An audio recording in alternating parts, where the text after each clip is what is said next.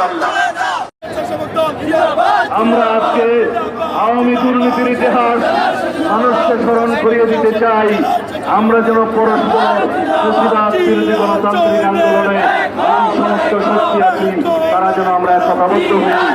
আমাদের একমাত্র শত্রু, রাজনীতির শত্রু, এই দেশের গণশত্রু কখনো ছাত্রলীগ যুবলীগের মাধ্যমে।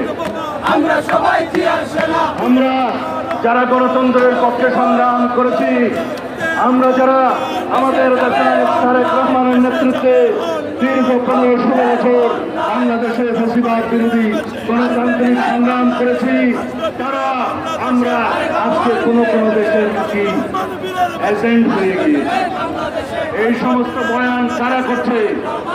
যারা আমাদের বক্তব্য মনে করে এদেশের গণতন্ত্রের পক্ষে কথা, যারা মনে করে আমরা এদেশের স্বাধীনতার সার্বভৌমত্ব রক্ষা করার পক্ষে কথা বলছি, তারা মনে করে